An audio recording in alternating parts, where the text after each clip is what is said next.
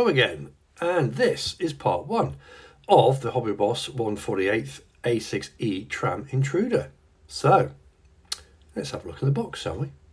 So, on opening the box, you will find some stuff. Yes, you get a coral call out, and by the way, that is the one that I will be doing this time. You also get a pull out of all the bombs, pylons and fuel tanks, etc. And you get also your obligatory destructions, where, yeah, they're not bad actually. Also, you do get 2 sheets of decals. Basically, it's insignia, stuff for the weapons, and lots of stencils, but never mind.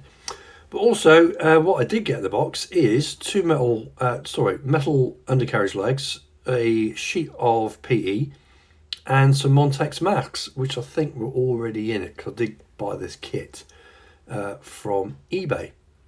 So you get quite a lot of sprues for your money. So, with that said, there are plenty of inbox reviews on this kit, so we'll make a start. So this video is just basically going to concentrate on doing the cockpit, and that's it, nothing else. So we'll be putting it together, painting, weathering, and I'll show you my results afterwards. So yeah, let's make a start, shall we? So with this being a 2-seater, you get 2 injector seats, believe it or not. So yeah, all I was doing on this one is basically I started from top, working myself down. It's putting the top part of the injector seat on with the grab handle, and then working down from the back, which are attached, I believe it's part of the rocket motor, and then the actual seat padding, and the other grab handle, which will be between the legs. All I can say is, once you've figured out you've got all the bits, you can just pop it in and glue it, and there is no issues with it whatsoever. And the surface detail on the ejector seats are rather nice.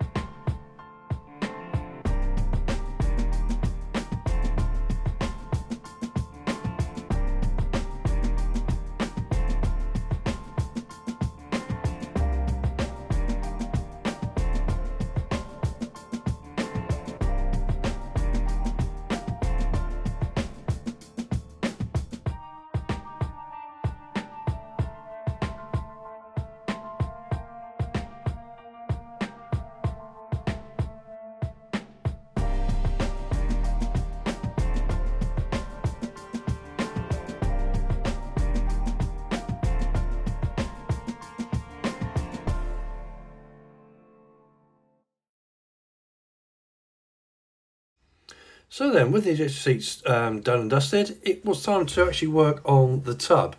Now, there isn't an awful lot that will go into this particular aircraft, because it's basically just moulded in already. But what you do have, you have a box, which I believe will be the circuit breakers, which I'm just putting in now. That will go at the rear in between the 2 pilots. You've got a set of other circuit breakers, which will be to the right of the Bombardier. And then you're basically looking at rudder pedals, joysticks, and what else was there? Oh, and the main instrument panel with like the combing on the top. Okay, so it is a simple case of just following the instructions, adding a dab of glue, and adding the part. And I'm happy to say that everything in the cockpit fitted really well.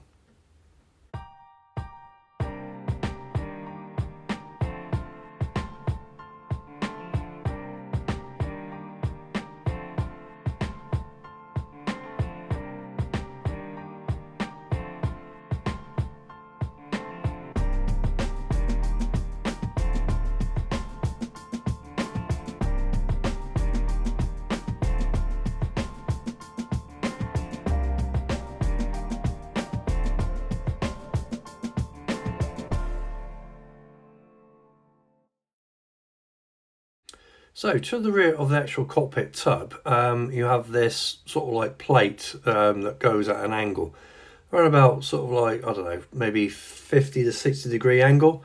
I don't know what it really is, whether it's to do with the avionics, hydraulic fluids, or whatever it is, but it is there, and obviously you've got to glue it. So what I did was I put the part to the actual cockpit tub, sort of like rested it at the approximate angle, and then just run 10mm extra thin to a point where it was just biting the two bits of plastic together. Once it was there, and I could just sort of like, well, rest it onto the actual cutting mat, I just applied more glue and basically left it to set within my hands for about 5 minutes. And then I could go over to the actual fuselage halves and fit it. Well, not glue it, but I just wanted to make sure that I got the correct angle. So when it comes to it, I can just actually just glue it all in and not have a problem with that back part not being at the correct angle. So, oops, so lazy, butterfingers. So that was basically what I did. And yeah, it worked quite well. So with the actual instrument panel and the combing, basically, again, you're just following the instructions, following the parts, and just popping it in and gluing it together. It's as simple as that.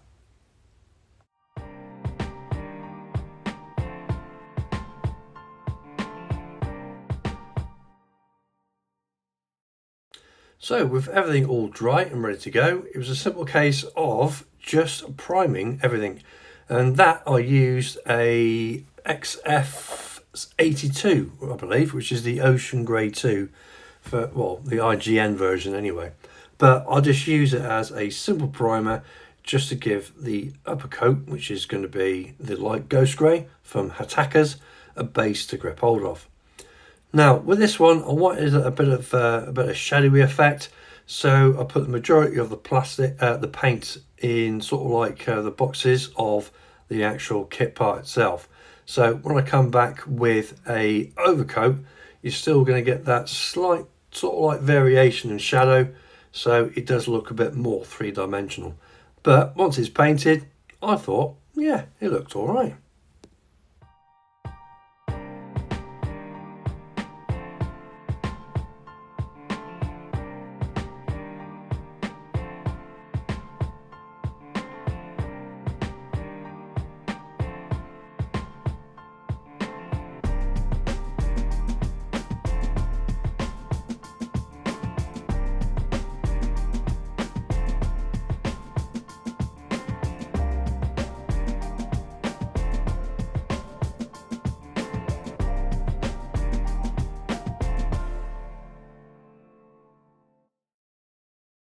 So once I finished with the light ghost grey, thank you, Molly, I went straight for the jet black from Hataka's, and a simple case of just very light coats, just going over and making sure that I'm getting everywhere I need to, including the back, because you can see the part of the ejector seat, so it is important that you make sure you get everywhere.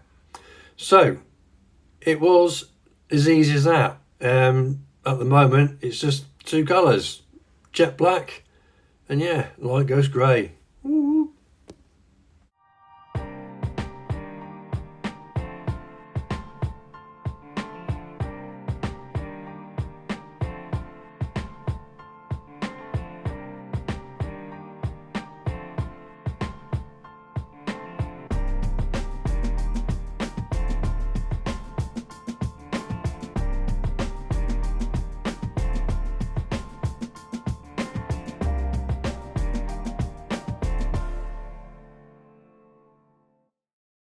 So, as the airbrushing is completely out of the way, it's time for more of the detailing.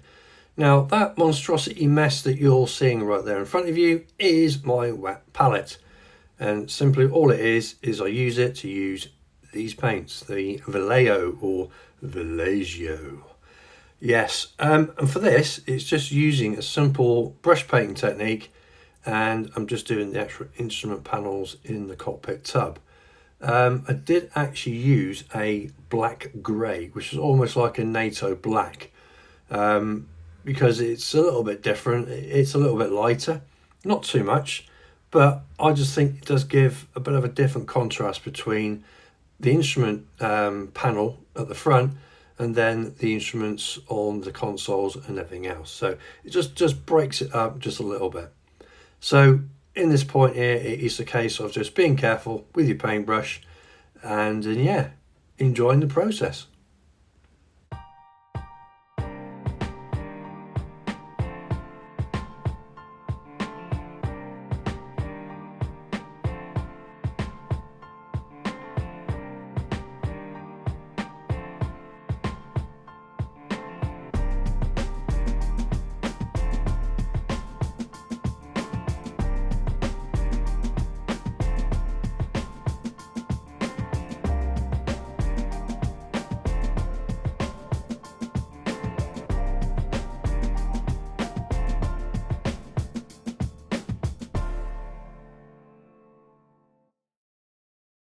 So with the black out of the way, it was time to be doing these little paints, the brown sand and the flat yellow.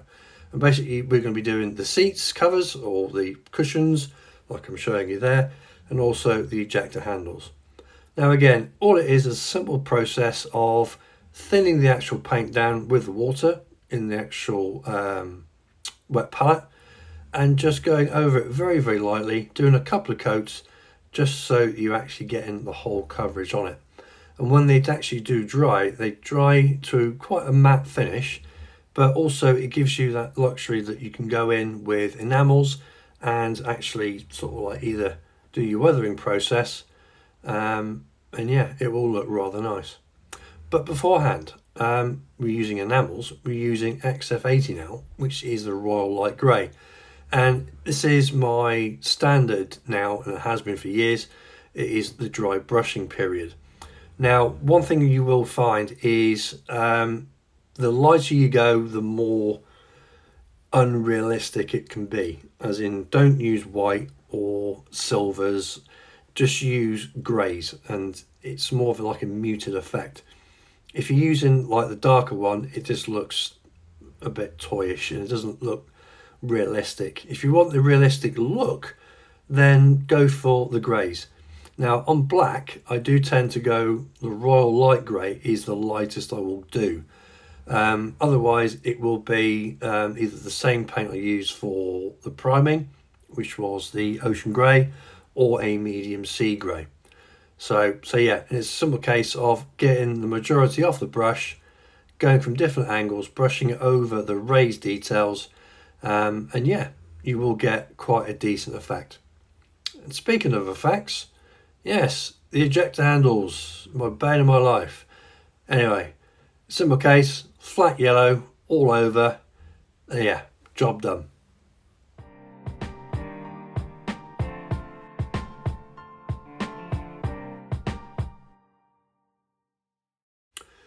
Now, this next bit is all about nails. Yes, doing your nails and getting dressed up and going to seedy bars.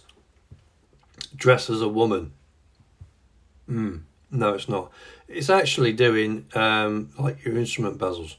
Now, what I use, and I have Rob Bedford from Frontline Model Hobbies to thank for this, and his wife, who is a beautician technician or something like that. Anyway, there's a hell of a lot more brain power that she uses than I do. But anyway, it's a simple case of using a sort of like a clear nail varnish, I don't know, clear coat as it were. And it's mega thick. And all you do is blob it over where your instruments will be. And basically we do use a ultraviolet light.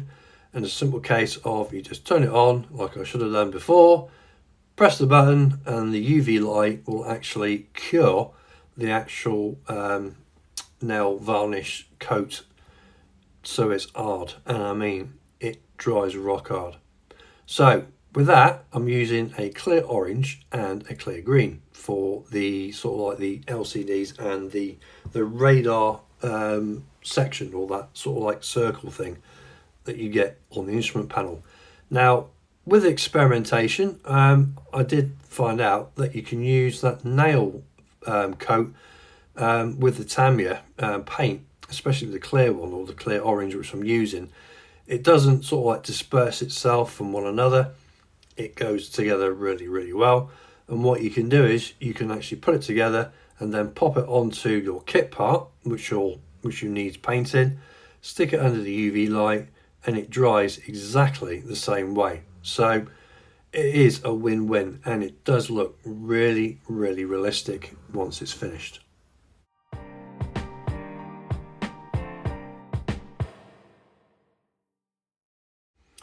So when it comes down to actually weathering, I did actually use the landing gear wash on this one because I wanted to go just that little bit darker.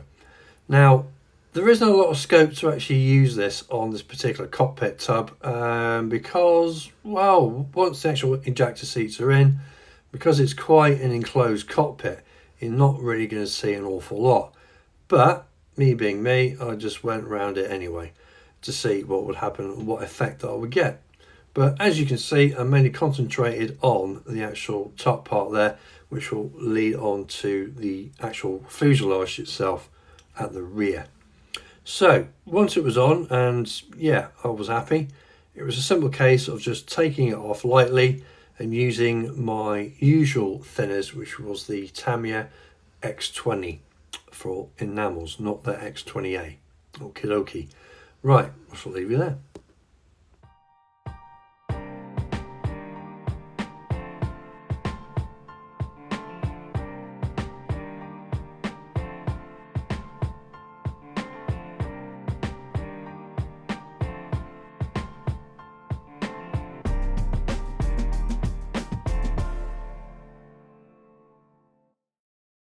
Okay then, so just the last couple of bits and pieces to do, and what I'm doing here is I'm basically just priming the photo etch parts.